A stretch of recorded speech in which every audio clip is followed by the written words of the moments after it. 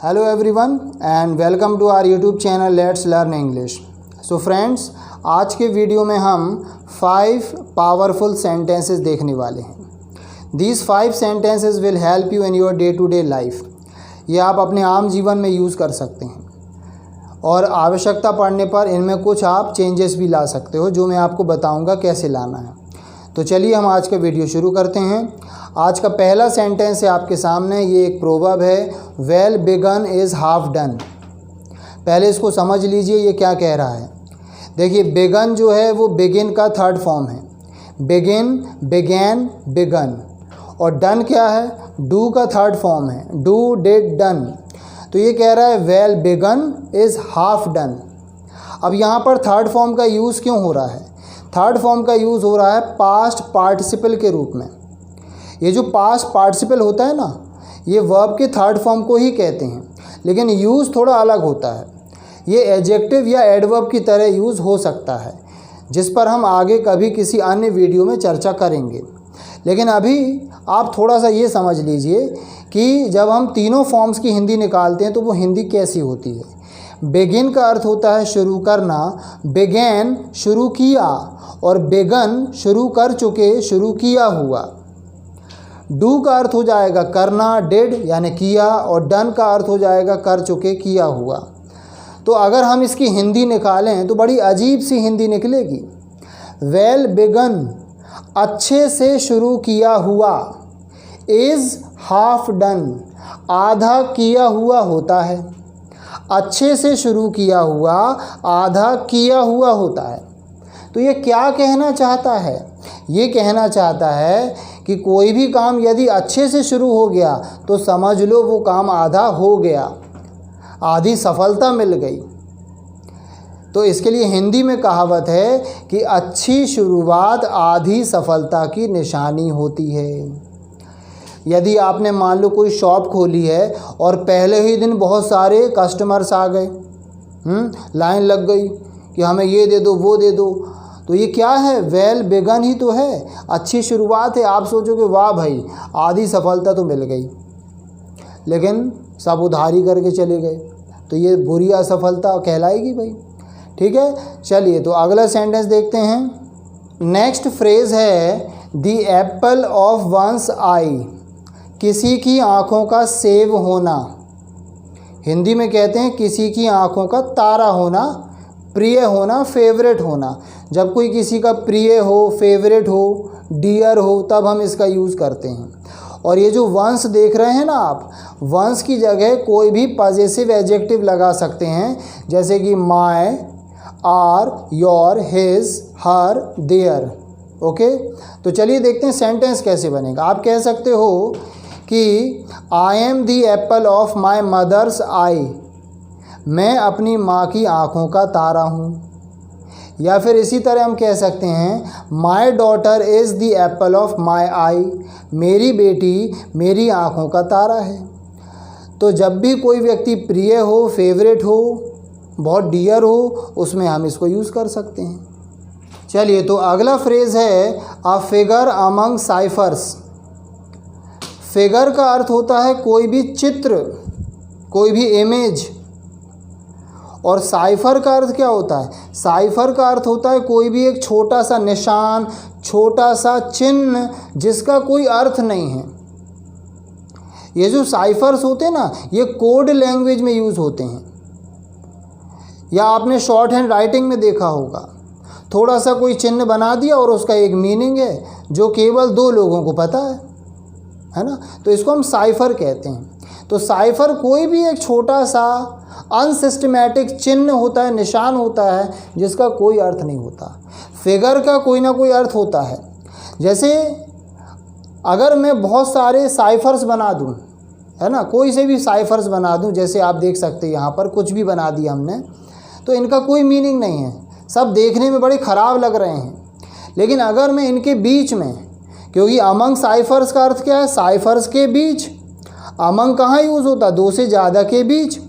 तो अगर हम इन सारे साइफर्स के बीच में एक फिगर लगा दें, एक छोटा सा चित्र बना दें, और अब आपसे कोई पूछे कि बताओ इन सभी में से कौन सा चित्र सबसे अच्छा है, सुंदर है, तो ऑब्वियसली हम क्या बोलेंगे, ये जो फिगर बना है ये सुंदर है।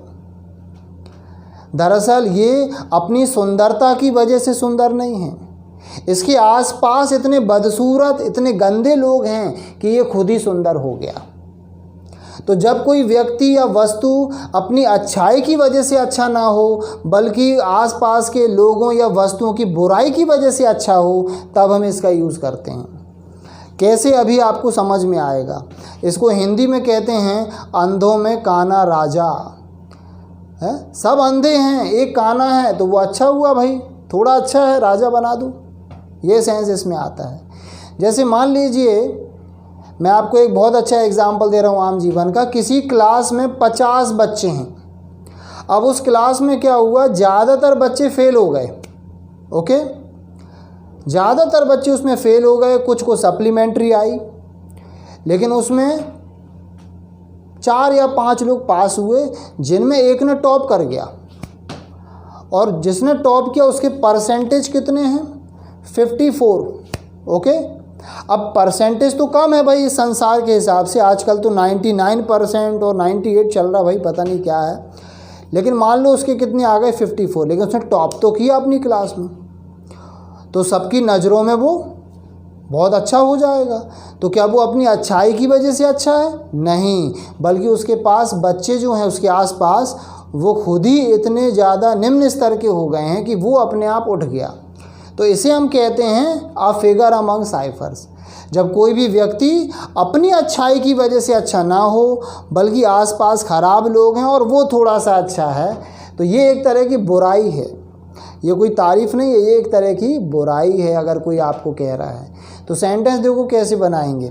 हम कह सकते हैं Raju is not very intelligent, he is just a figure among cyphers.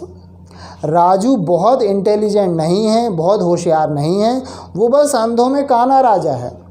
यानी आसपास जो हैं वो मूर्ख लोग हैं, वो थोड़ा सा समझदार है ना। इसी तरीके से आप कह सकते हो कि Sunita is not very beautiful, she is just a figure among cyphers.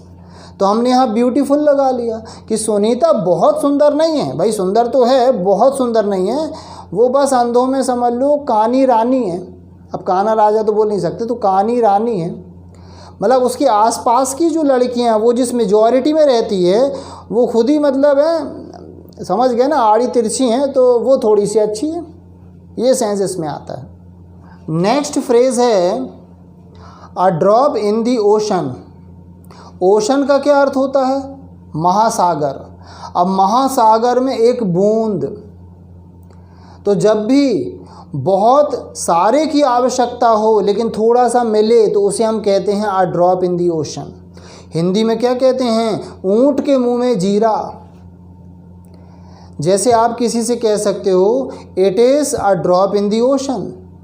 मान लो आपको बहुत तेज़ भूख लगी है और आपने अपनी मम्मी से खाना मांगा, आपने कहा कुछ खाने को तो भूख लगी है, और उन्होंने आपको एक बिस्किट दी, एक बिस्किट, ठीक है, और कहा लो ये दोनों भाई आपस में बांट के खा लो। तो आप कहेंगे it is a drop in the ocean, ये तो ऊँट के मुंह में जीरा है। तो जब बहुत सारे की आवश्यकता हो और थोड़ा सा मिले तो उसे हम बोलते हैं a drop in the ocean. ठीक है, बार बार बोलने की प्रैक्टिस किया करें। नेक्स्ट फ्रेज है टिट फॉर टैट। ये आपने अवश्य सुना होगा, जैसे को तैसा। यानी जब किसी ने बुरा किया और उसके साथ बुरा हो गया तब हम कहते हैं टिट फॉर टैट, जैसे को तैसा। इसके बदले आप एक और यूज़ कर सकते हो इंग्लिश में, अ टूथ फॉर अ टूथ। यानी दांत के बदले दांत। उसने मेरा एक दांत तोड़ा, मैंने उसका एक दांत तोड़ दिया, जैसे को तैसा, है ना। या फिर एक और है एन आई फॉर एन आई, आँख के बदले आँख। उसने मेरी एक आँख फोड़ी, मैंने उसकी एक आँख फोड़ी, जैसे को तैसा। इसी प्रोवर्ब का यूज़ करके महात्मा गांधी ने कहा था an eye for an eye will make the world blind. यानी आँख के बदले आँख पूरे संसार को अंधा कर देगा। ओके, सो आई होप आपको ये पसंद आया होगा। यदि पसंद आया है तो वीडियो को लाइक और शेयर करना ना भूलें, और चैनल पर नए हैं तो सब्सक्राइब कर लीजिए, बेल आइकन को प्रेस कर दीजिए ताकि आपको आने वाले वीडियोस के नोटिफिकेशन मिल जाएंगे। और आप हमें सोशल मीडिया पर भी फॉलो कर सकते हैं, लिंक आपको डिस्क्रिप्शन पर मिल जाएगा। So let us finish, see you soon.